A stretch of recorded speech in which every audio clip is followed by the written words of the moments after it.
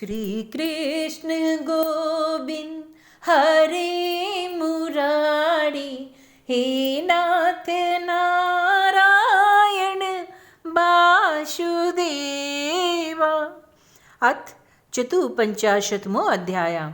शिशुपाल के साथी राजाओं की और रुक्मी की हार तथा श्री कृष्ण रुक्मणी का विवाह। श्री सुखदेव जी कहते हैं, परीक्षित, इस प्रकार कह सुनकर सबके सब राजा क्रोध से आग बबूला हो उठे और कवच पहनकर अपने अपने वाहनों पर सवार हो गए। अपनी अपनी सेना के साथ सब धनुष ले लेकर भगवान श्री कृष्ण के पीछे दौड़े। राजन, जब यदुवंशियों के सेनापतियों ने देखा कि शत्रु दल हम पर चढ़ा आ रहा है, तब उन्होंने अपनी अपनी धनुष का टंकार किया और घूमकर उनके सामने डट गए। जरासंध की सेना के लोग कोई घोड़े पर, कोई हाथी पर, कोई रथ पर चढ़े हुए थे। वे सभी धनुर्वेद में बड़े मर्मज्ञ थे। वे वेदंशियों पर इस प्रकार बाणों की वर्षा करने लगे मानो दल के दल बादल पहाड़ों पर मुश्किलाधार पानी बरसा रहे थे। परम सुंदरी रुक्मणी जी ने देखा उनके पति श्री कृष्ण की सेना बाण वर्षा से ढक गई है। तब उन्होंने लज्जा के साथ भयभीत नेत्रों से भगवान श्री कृष्ण के मुख की ओर देखा। भगवान ने हंसकर कहा, सुंदरी डरो मत, तुम्हारी सेना अभी तुम्हारे शत्रुओं की सेना को नष्ट किए डालती है। इधर गद और शंकरसन आदि यदुवंशी वीर अपने शत्रुओं का पराक्रम और अधिक न सह सके। वे अपने बाणों से शत्रु के हाथी, घोड़े तथा रथों को छिन्न भिन्न करने लगे। उनके बाणों से रथ, घोड़े और हाथियों पर बैठे विपक्षी वीरों के कुंडल, किरीट और पगड़ियों से सुशोभित करोड़ों सिर, खड्ग, गदा और धनुष युक्त हाथ पहुंचे। जांघें और पैर कट कट कर पृथ्वी पर गिरने लगे। इसी प्रकार घोड़े, खच्चर, हाथी, ऊंट, गधे और मनुष्य के सिर भी कट कट कर रणभूमि में लौटने लगे। अंत में विजय की सच्ची आकांक्षा वाले यदुवंशियों ने शत्रुओं को सेना को तहस नहस कर डाली। जरासंध आदि सभी राजा युद्ध में पीठ दिखाकर भाग करे हुए। उधर शिशुपाल अपनी भावी पत्नी के छिन जाने के कारण मरणासन हो रहा था। न तो उसके हृदय में उत्साह रह गया और न शरीर पर कांति। उसका तो मुंह सूख गया। उसके पास जाकर जरासंध कहने लगा, शिशुपाल जी, आप तो एक श्रेष्ठ पुरुष हैं, यह उदासी छोड़ दीजिए, क्योंकि राजन, कोई भी बात सदा अपने मन के अनुकूल हो या प्रतिकूल, इस संबंध में कुछ स्थिरता किसी भी प्राणी के जीवन में नहीं देखी जाती। जैसे कठपुतली बाजीगर की इच्छा के अनुसार नाचती है, वैसे ही यह जीव भी भगवत इच्छा के अधीन रहकर सुख और दुख के संबंध में यथाशक्ति चेष्टा करता रहता है। देखिए, श्री कृष्ण ने मुझे 23 सक्षौनी सेनाओं के साथ 17 बार हरा दिया। मैं केवल एक बार 18वां बार उन पर विजय प्राप्त की। फिर भी इस बात को लेकर न तो मैं कभी शोक करता हूँ और न ही कभी हर्ष करता हूँ, क्योंकि मैं जानता हूँ प्रारब्ध के अनुसार काल भगवान ही इस चराचर जगत को झकझोरते रहते हैं। इसमें संदेह नहीं कि हम लोग बड़े बड़े वीर सेनापतियों के नायक हैं। फिर भी इस समय श्री कृष्ण के द्वारा सुरक्षित यदुवंशियों की थोड़ी सी सेना ने हमें हरा दिया। इस बार हमारे शत्रुओं की ही जीत हुई, क्योंकि काल उन्हीं के अनुकूल था। जब काल हमारे दाहिने होगा तब हम उन्हें जीत लेंगे। परीक्षित, जब मित्रों ने इस प्रकार समझाया, तब चेदिराज शिशुपाल अपनी अनुयायियों के साथ अपनी राजधानी को लौट गया और उसके मित्र राजा भी, जो मरने से बचे थे, अपने अपने नगरों को चले गए। रुक्मणी जी का बड़ा भाई रुक्मी भगवान श्री कृष्ण से बहुत द्वेष रखता था। उसको यह बात बिल्कुल सहन न हुई मेरी बहन को श्री कृष्ण हर ले जाए, राक्षस रीति से बलपूर्वक उसके साथ विवाह करे। रुक्मी बलि तो था ही। उसने एक अक्षौणी सेना साथ ली और श्री कृष्ण का पीछा किया। महाबाहु रुक्मी क्रोध के मारे जल रहा था। उसने कवच पहनकर और धनुष धारण करके समस्त नरपतियों के सामने यह प्रतिज्ञा की, मैं आप लोगों के बीच में शपथ करता हूँ, यदि मैं युद्ध में श्री कृष्ण को न मार सका, तो अपनी बहन रुक्मणी को न लौटा सका, तो अपनी राजधानी कुंडिनपुर में प्रवेश नहीं करूंगा। परीक्षित, यह कहकर वह रथ पर सवार हो गया और सारथी से बोला, जहां कृष्ण वहां शीघ्र से शीघ्र मेरा रथ ले चलो। आज मेरा उसके साथ युद्ध होगा। आज मैं अपने तीखे बाणों से उसकी खोटी बुद्धि वाले ग्वाले के बल तेज का घमंड चूर चूर कर दूंगा। देखो उसका साहस, वह हमारी बहन को हर ले गया। परीक्षित, रुक्मी की बुद्धि बिगड़ गई थी। वह भगवान के तेज प्रभाव को बिल्कुल नहीं जानता था। इसी से इस प्रकार बहक बहक कर बातें करता हुआ वह एक ही रथ से श्री कृष्ण के यहाँ पहुंचकर ललकारने लगा, खड़े रहो तुम, खड़े रहो। उसने अपने धनुष को बलपूर्वक खींचकर भगवान श्री कृष्ण को 3 बार मारे और कहा, एक क्षण मेरे सामने ठहरो। यदुवंशियों के कुलकलंक जैसे कौआ होम की सामग्री चुरा लिया, वैसे ही तुम मेरी बहन को चुरा के ले आए हो। अरे मंद, तुम मायावी हो, कपटी युद्ध में कुशल हो। आज मैं तेरा सारा गर्व खर्ब कर दूंगा। देखो, जब तक मेरे बाण तुझे धरती पर सुलाते नहीं, उससे पहले इस बच्ची को छोड़ दो। रुक्मी की बात सुनकर भगवान श्री कृष्ण मुस्कुराने लगे। उन्होंने उसका धनुष काट डाला और उस पर 6 बाण छोड़े। साथ ही भगवान श्री कृष्ण ने 8 बाण उसके 4 घोड़ों पर और 2 सारथी पर छोड़े और 3 बाणों से उसकी रथ की ध्वजा को काट डाला। जब रुक्मी ने दूसरा धनुष उठाया तो भगवान श्री कृष्ण को 5 बाण मारे। उन बाणों के लगने पर उन्होंने उसका वह धनुष भी काट डाला। रुक्मी ने इस तरह एक के बाद एक धनुष लिए, परंतु हाथ में लेते ही अविनाशी अच्युत उसे भी काट डालते। इस प्रकार रुक्मी ने परिध, पट्टी, शूल, ढाल, तलवार, शक्ति और तोमर जितने अस्त्र शस्त्र उठाए, उन सभी को भगवान ने प्रहार करने से पहले ही काट डाला। अब रुक्मी क्रोधवश हाथ में तलवार लेकर भगवान श्री कृष्ण को मार डालने की इच्छा से रथ से कूद पड़ा और इस प्रकार उनकी ओर झपटा, जैसे पतिंगा आग की ओर लपकता है।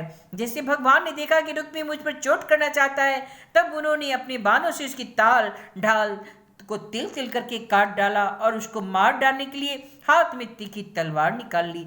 जब रुक्मणी जी ने देखा कि ये हमारे भाई को मार ही डालना चाहते हैं, तब वे भय से बेहाल हो गई और अपने प्रीतम पति भगवान श्री कृष्ण के चरणों पर गिरकर करुण स्वर में बोली, देवताओं के ही आराध्य देव जगतपति, आप योगेश्वर हैं। आपके स्वरूप और इच्छाओं को कोई नहीं जान सकता। आप परम बलवान हैं, परंतु कल्याण स्वरूप भी तो है। हे प्रभु, मेरे भैया को मत मारना, यह कर्म आपके योग्य नहीं है। श्री सुखदेव जी कहते हैं, रुक्मणी जी का एक अंग भय के मारे थर थर काँप रहा था। शोक की प्रवृत्ता से मुख सूख गया, गला रूंध गया। आतुरता बस सोने का हार भी गले से गिर पड़ा और इसी अवस्था में वे भगवान के चरण कमर पकड़े हुए थी। परम दयालु भगवान उन्हें भयभीत देकर करुणा से द्रवित हो गए। उन्होंने रुक्मी को मार डालने का विचार छोड़ दिया, फिर भी रुक्मी उनकी अनिष्ट की चेष्टा से विमुख न हुआ।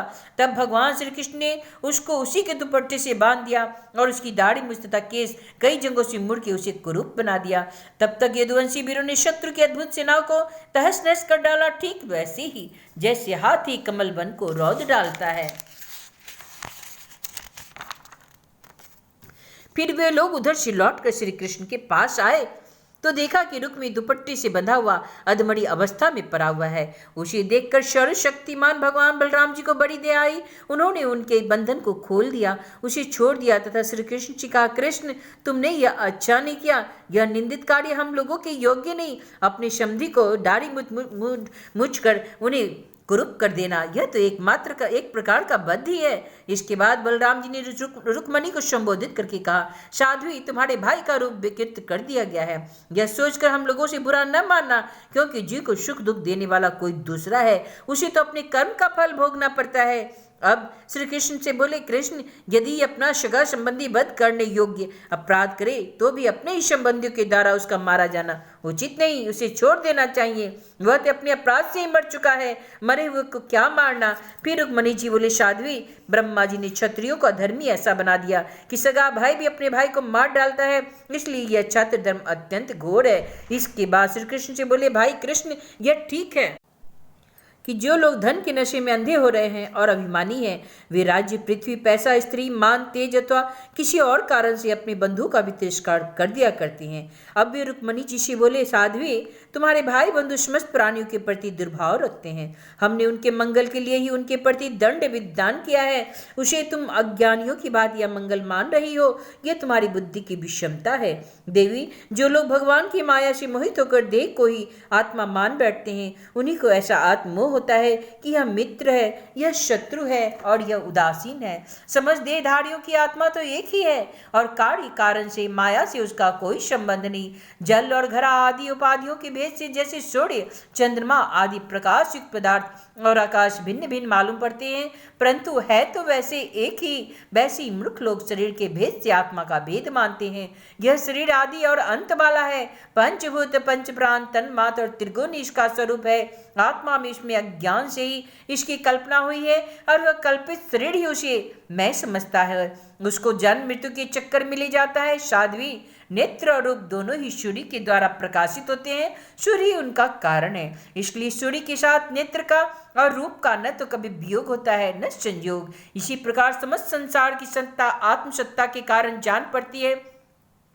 समस्त संसार का प्रकाशक आत्मा ही है, फिर आत्मा के साथ दूसरे असत पदार्थों का संयोग या वियोग हो भी कैसे सकता है। जन्म लेना, रहना, बढ़ना, बदलना, घटना और मरना, ये सारे विकार शरीर के ही होते हैं, आत्मा के नहीं। जैसे कृष्ण पक्ष में कलाओं का ही क्षय होता है, चंद्रमा का नहीं। परंतु अमावस्या के दिन व्यवहार में लोग चंद्रमा का क्षय हुआ कहते हैं, सुनते हैं। वैसे ही जन्म, मृत्यु आदि सारे विकार शरीर के होते हैं, परंतु लोग उसे भ्रमवश अपनी आत्मा का मान लेते हैं। जैसे सोया हुआ पुरुष किसी पदार्थ के न होने पर भी स्वप्न में भोक्ता, भोग्य और भोग रूप फलों का अनुभव करता है, उसी प्रकार अज्ञानी लोग झूठ मूठ संचार चक्र का अनुभव करते हैं। इसलिए साध्वी, अज्ञान के कारण होने वाले शोक को त्याग दो। यह शोक अंतःकरण को मुरझा देता है, मोहित कर देता है। इसलिए इसे छोड़कर तुम अपने स्वरूप में स्थित हो जाओ। श्री सुखदेव जी कहते हैं, परीक्षित, जब बलराम जी ने इस प्रकार समझाया तब परम सुंदरी रुक्मणी जी ने अपने मन का मैल मिटाकर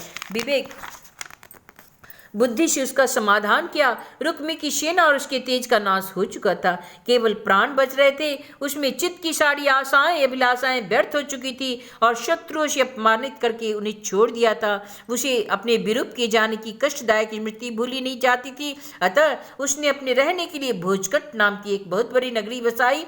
उसने पहले यह प्रतिज्ञा कर ली थी, दुर्बुद्धि कृष्ण को मारे बिना और उसकी छोटी बहन को लौटाए बिना मैं कुंडिनपुर में प्रवेश नहीं करूंगा। इसलिए क्रोध करके वह वहीं रहने लगा। परीक्षित, भगवान श्री कृष्ण ने इस प्रकार सब राजाओं को जीत लिया और विदर्भ राजकुमारी रुक्मणी जी को द्वारिका से लाकर उनका विधि पूर्वक पानी ग्रहण किया। हे राजन, उस समय द्वारिकापुरी में घर घर बड़ा ही उत्सव मनाया जाने लगा। क्यों न हो, वहां के सभी लोगों का यदुपति श्री कृष्ण के प्रति अनन्य प्रेम था। वहां के सभी नर नाड़ी मणियों की चमकीले कुंडल धारण किए हुए थे। उन्होंने आनंद से भरकर चित्र विचित्र वस्त्र पहने, दुल्हा और दुल्हन को अनेकों भेंट की सामग्रियां उपहार में दी। उस समय द्वारिका की अपूर्व शोभा हो रही थी। कहीं बड़ी बड़ी पताकाएं बहुत ऊंचे तक फहरा रही थी। चित्र विचित्र मालाएं, वस्त्र, रत्नों के तोरण बंधे हुए थे। द्वार द्वार पर धूप, खील आदि मंगल की वस्तुएं सजाई हुई थी। जल भरे कलश, अर्घजा और धूप की सुगंध तथा दीपावली से बड़ी ही विलक्षण शोभा हो रही थी। मित्र नरपति आमंत्रित किए गए। उनके मत वाले हाथियों के मत से द्वारिका की सड़क और गलियों का छिड़काव हो गया था। प्रत्येक दरवाजे पर केलों के खंभे और सुपारी के पेड़ रोपे हुए बड़े मालूम हो रहे थे। उस उत्सव में कुतूहल बस इधर उधर दौड़ धूप करते हुए बंधु वर्गों से कुरुश, संजय, कैके, विदर्भ, यदु और कुंती आदि वंशों के लोग परस्पर आनंद मना रहे थे। जहां तहां रुक्मणी हरण की ही गाथा गाई जाने लगी। उसे सुनकर राजाएं और राजकन्याएं अत्यंत विस्मित हो रही थी। महाराज, भगवती लक्ष्मी जी को रुक्मणी के रूप में साक्षात लक्ष्मीपति भगवान श्री कृष्ण के साथ देखकर द्वारिकावासी नर नारियों को परम आनंद हुआ, परम आनंद हुआ, परम आनंद हुआ। इति श्रीमद्भागवती महापुराणे परमहंस्यां संहितायां दशम स्कंदे उत्तरार्धे रुक्मी मन्युद्वाहे चतुःपञ्चाशत्तमो अध्याय। श्री कृष्ण गोविंद हरे मुरारी, हे नाथ नारायण वासुदेव।